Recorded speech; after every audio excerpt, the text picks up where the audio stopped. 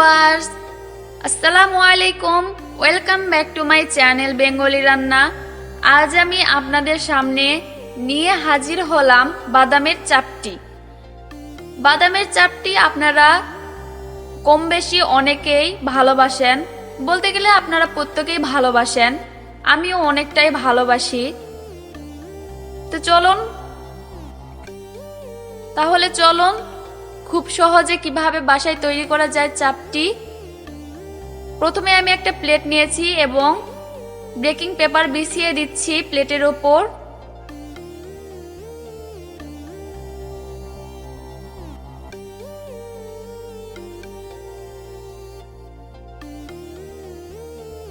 Baking পেপারের উপর দিয়ে দিচ্ছি সয়াবিন তেল। এখন ব্রাশ দিয়ে ব্রাশ করে দিচ্ছি। চুলায় চলে আসলাম। এখানে নিচ্ছি বাদাম আমি 1 কাপ নিয়েছি এবং অল্প আঁচে ভেজে নিচ্ছি।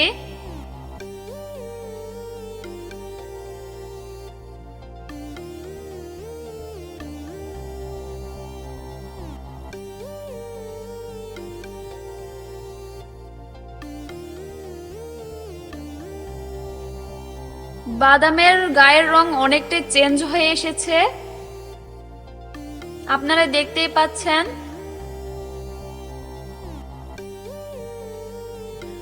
বাদাম উঠিয়ে আমি ঠান্ডা হতে রেখে দিয়েছি এবং একই কড়াইতে আমি দিয়ে দিচ্ছি আখের গুড়। 1 কাপ পরিমাণে আমি দিয়েছি। সামান্য একটু পানি দিয়ে গুড় গলে যাওয়া পর্যন্ত অপেক্ষা করব।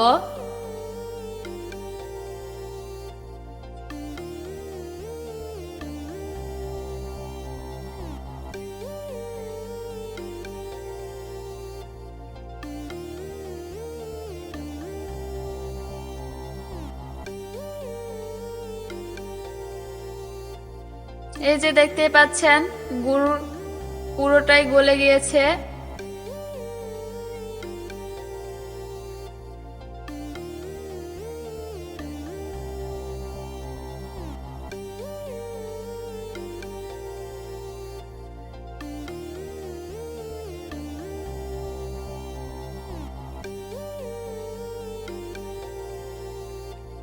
আপনারা দেখতেই পাচ্ছেন গুড় গলে গিয়ে কালারটা চেঞ্জ হয়ে এসেছে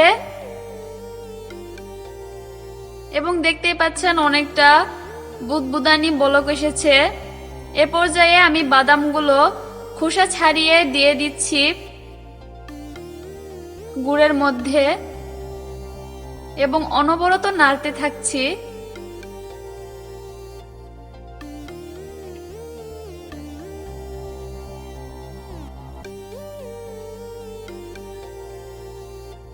যারা এখনো আমার চ্যানেল সাবস্ক্রাইব করেন নাই তারা অবশ্যই সাবস্ক্রাইব করে দেবেন, শেয়ার করবেন, লাইক দেবেন। আমি অনবরত নাড়ছি। দেখতেই পাচ্ছেন গুড় আমার অধিকাংশ কমে এসেছে।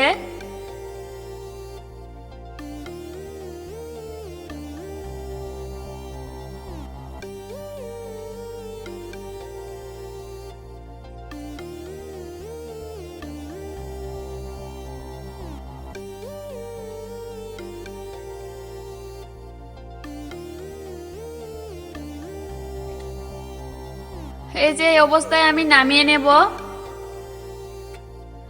আগে থেকে যে পেপারে আমি তেল ব্রাশ করে নিয়েছিলাম সেই পেপারের উপর আমি ঢেলে নিচ্ছি।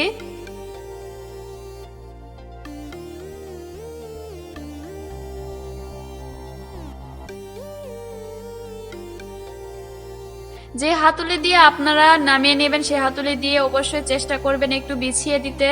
অন্য কিছু দিতে যাবেন না, কেননা অন্য কিছু দিতে গেলে উঠিয়ে আসবে।